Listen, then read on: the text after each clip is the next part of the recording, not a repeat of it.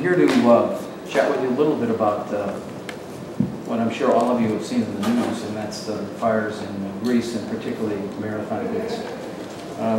We've been in touch with particularly Dina Zagaris, who's the wife of Mayor Spiros Zagaris, in large part because the mayor, some of you have met him, is the kind of guy that would be on the front lines fighting the fire and then worrying about what was going to happen afterwards. And he actually took that kind of strong position. But I have if you would allow me to read a communique that I got from her today. Hopkinton, she has seen some response already from Hopkinton. It's quite interesting. And I think I very quickly have to add that thanks to Robert Falcione and HopNews, that stuff gets out on the internet really quickly. His stuff does. And it's caused a very positive reaction over in Marathon Greece. But if you'll allow me, Spiros and I and everybody here are really touched by Hopkinton's reaction to Marathon's difficulty. Ancient Greeks used to say, "From the evil comes the good," and I believe it. We also say that in difficulties you can see real friends. Our sister city, meaning Hopkinton, has proved real friendship. Spiros asked me to let you know that half of his heart is in Hopkinton. And he's sincere about that.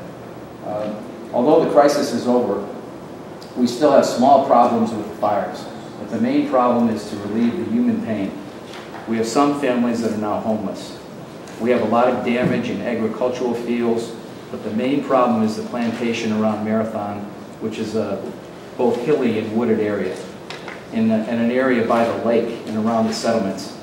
And thank God, she says, that they saved the pine forest. There's a pine forest that actually borders the area along the coastline where the original Battle of Marathon took place. We have learned from the tragedy. What we've learned from the tragedy is that we have to count on our own power. So we have to organize our own fire station. Didn't have one. Didn't realize that, but they didn't. We're blessed to have a good one. They have not. We'll be in touch. Thanks for your concern. Love, Spiros and Dina. The area that she's referring to, I think the closest thing here would be, for us, the area around Lake Whitehall. And if you could just imagine for a minute what that particular area would be like if all the forests surrounding Lake Whitehall will burn down. This is a picture of what is a reservoir in that area that she's referring to. You can see how heavily forested that is. That primarily is gone. They were structures embedded in there too. Yeah, there's historic. When you start walking the grounds of Marathon Greece, you're walking on grounds that has antiquities that are right in front of you that are 2,500, 3,000 years old. They were able to, the museum, the archaeological museum, in which there are remnants of the monument built to the Athenians who won that battle, 490 BC. That came within 50 yards of that building, for example. There are other areas, other archaeological digs that were burned. And we're talking about stuff that goes way, way back. So we've begun to try to think about how we can respond, and I'm obviously interested in your opinions as well. We can't quite figure out what their needs are at the moment. That's probably going to take some time. It'd be wonderful if we could build a fire station for them. But one of the exciting things that's happened in the last couple of days is that the marathoning world is starting to wake up to this. Bill Rogers, for example, was in communication with us earlier in the week, wanting to know what he could do. Amy Burford, who's the editor-at-large at Runner's World. So we're beginning to think about trying to structure some sort of relief effort through the sport of marathon.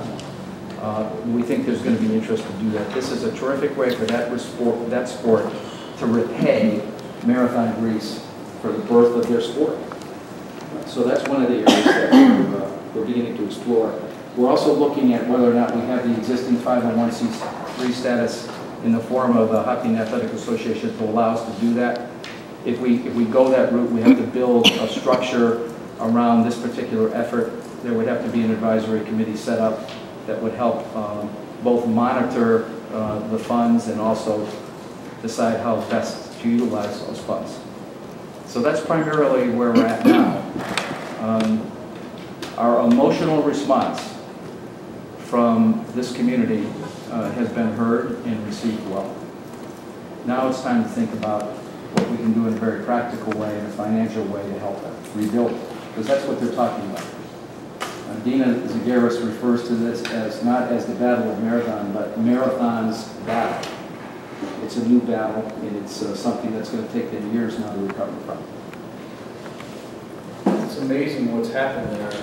I saw some pictures in the newspapers, and it's just scorched earth in so many areas. Yeah, it is incredible. The Marathon Greece has been very, the sister city relationship has been a great relationship for Hopkinton. I think we find some ways, obviously we're not talking taxpayer dollars here, No. but we're talking about ways to try and help them bolster the recovery efforts. We should certainly explore anything that we can think of, the work in town here in general. You know, they've been so good with the Flame of Marathon and the statues.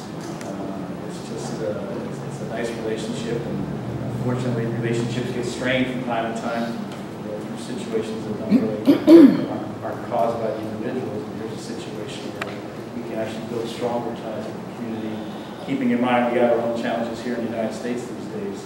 But anything that we can do to help would be very welcome. Tim, thanks for the update. No surprise that you'd be out in front, getting in touch with the folks over there, and our best to Mayor Garrison and his family.